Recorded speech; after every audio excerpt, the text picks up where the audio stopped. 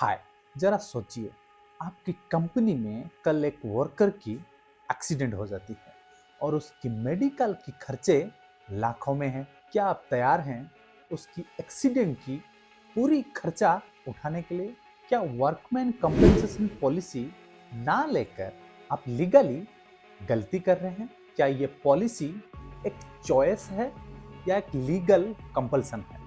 इस वीडियो की एंड तक बने रहिए। हम सरल और सिंपल भाषा में समझने वाले हैं वर्कमैन कंपनसेशन पॉलिसी के बारे में पूरी सच्चाई। एम्प्लॉयज कंपनसेशन एक्ट 1923 के हिसाब से ये मैंडेटरी नहीं है कि एक एम्प्लॉयर को इंश्योरेंस पॉलिसी लेना है, लेकिन ये एक्ट एम्प्लॉयर के ऊपर ये स्टैट्यूटरी ऑब्लिगेशन रखती है कि अगर उस कंपनी की किसी भी एम्प्लॉय की एक्सीडेंट होती है या डेथ होती है या डिसेबलमेंट हो जाती है तो उस एम्प्लॉय को कंपेंसेशन मिले।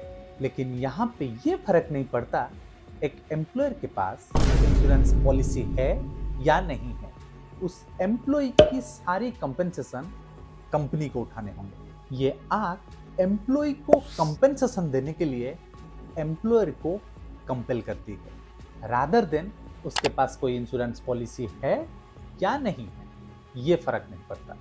अब जानते हैं आखिर स्टैट्यूटरी लायबिलिटी क्या है।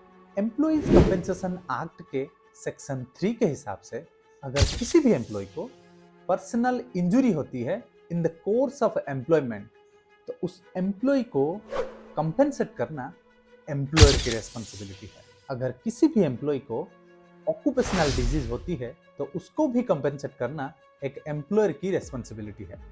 और यहाँ पे सेक्शन 14 की सिग्निफिकेंस को जानना आपके लिए इंपॉर्टेंट होती है। इसमें 3 इंपॉर्टेंट पॉइंट आपको जानने की जरूरत है। पहला, अगर किसी भी एम्प्लॉयर के पास इंश्योरेंस पॉलिसी है और वो कंपनी इंसॉल्वेंसी डिक्लेयर होती है या बैंकरप्ट डिक्लेयर हो जाती है तो उसकी सारी कंपेंसेशन की अमाउंट इंश्योरर पर आ जाती है, यानी इंश्योरेंस कंपनी के ऊपर आ जाती है। और दूसरा पॉइंट, भले ही कंपनी बैंकरप्ट है लेकिन उसकी एम्प्लॉय को प्रोटेक्ट करने के लिए जो कंपेंसेशन अमाउंट है वो सिक्योर्ड है, किसके पास? इंश्योरेंस कंपनी के पास। और तीसरा यह है, भले ही एम्प्लॉयर पॉलिसी के कुछ टर्म वायलेट किया हो लेकिन उसकी एम्प्लॉय कंपेंसेशन अमाउंट के लिए प्रोटेक्टेड रहता है। कंपनी की इंसॉल्वेंसी प्रोसीडिंग के समय कंपेंसेशन ड्यूज को एक डेट माना जाता है, इसलिए भले ही इंश्योरेंस लीगली मैंडेटरी नहीं है लेकिन यह सेक्शन क्रूशियल हो जाती है एम्प्लॉय की प्रोटेक्शन के लिए। अब जानते हैं वर्कमैन इंश्योरेंस क्या होती है और ये क्यों कंपनी के लिए इतना जरूरी हो जाती है। वर्कमैन कंपेंसेशन पॉलिसी एक कमर्शियल इंश्योरेंस पॉलिसी है जो कि एम्प्लॉयर वॉलंटरीली इंश्योरेंस कंपनी से परचेज करती है। और इसकी बेनिफिट यह है, एम्प्लॉय कंपेंसेशन एक्ट के अंदर एम्प्लॉयर के ऊपर जो भी स्टैट्यूटरी लायबिलिटी है उस सारे बेनिफिट को यह पॉलिसी कवर करती है। अब सवाल है, ये पॉलिसी कौन सी बेनिफिट कवर करती है? पहला है, अगर किसी भी वर्कर या एम्प्लॉय ड्यूटी करते समय यानी in the course of employment अगर डेथ हो जाती है उसकी कंपेंसेशन अमाउंट को ये पॉलिसी कवर करती है। और दूसरा है परमानेंट और टेम्पररी डिसेबलमेंट। और तीसरा है पार्शियल डिसेबलमेंट और लॉस ऑफ अर्निंग कैपेसिटी। और चौथा है medical expenses due to the accident. अगर एक्सीडेंट के कारण कुछ मेडिकल एक्सपेंसेस होती हैं उसके खर्चे भी ये पॉलिसी कवर करती है।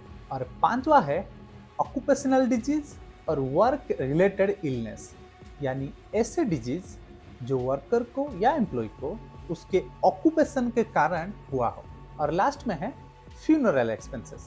अब जानते हैं इस पॉलिसी के अंदर क्या कवर नहीं होती है। दारू पीने के कारण या अल्कोहल कंजप्शन करने के कारण किसी भी वर्कर को या एम्प्लॉय को एक्सीडेंट हुआ हो या डेथ हुआ हो तो उस केस में ये पॉलिसी कवरेज में नहीं आएगी। दूसरा है, अगर out of the course of employment employ को इंजरीज होती है या एक्सीडेंट होती है तो ये पॉलिसी कवरेज में नहीं आएगी। इसका ये मतलब है, अगर एम्प्लॉय ने ड्यूटी ना जाकर किसी दूसरे काम के लिए या दूसरे पर्पस के लिए कहीं बाहर गया हो और वहां पे उसकी एक्सीडेंट हो गया तो उस केस में इसको कंपेंसेशन अमाउंट नहीं मिलेंगे। तीसरा है, अगर एम्प्लॉय जानबूझ के सेफ्टी वायलेशन किया है तो ये पॉलिसी के हिसाब से उसको कंपेंसेशन अमाउंट नहीं मिलेंगे। अब जानते हैं एक एम्प्लॉयर के लिए एक इंश्योरेंस लेना या इंश्योरेंस परचेज करना क्यों जरूरी है।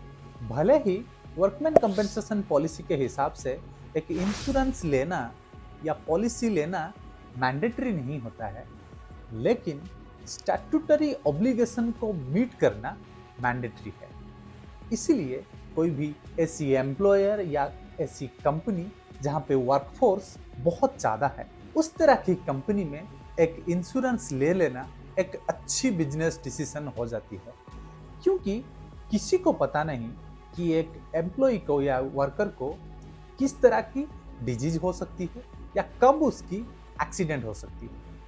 अगर कोई भी एम्प्लॉयर एक पॉलिसी ले लेती है, उसकी सारी एम्प्लॉय प्रोटेक्टेड हो जाती है। और कोई भी एम्प्लॉयर को ये पता नहीं है कि उसकी कंपेंसेशन अमाउंट कितनी आ सकती है।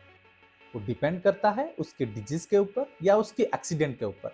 जब तक उसकी एम्प्लॉय की एक्सीडेंट नहीं होता तो एम्प्लॉयर को ये पता नहीं चलेगा कितना कंपेंसेशन अमाउंट उसको देना पड़ सकता है। तो इसीलिए कोई भी एम्प्लॉयर जिसकी वर्कफोर्स बहुत ज़्यादा है तो उसकी सारी एम्प्लॉय की रिस्क प्रोटेक्ट करने के लिए उसको एक इंश्योरेंस ले लेना एक सही डिसीजन होता है। और दूसरा, जब उसकी सारी एम्प्लॉइज प्रोटेक्टेड हो जाती हैं वो एम्प्लॉयर लीगली कंप्लायंट हो जाती है। तो I hope as a employer या एज ए एचआर आपकी एम्प्लॉय की कंपेंसेशन इंश्योरेंस को लेके आप सही डिसीजन ले पाएंगे। Thank you.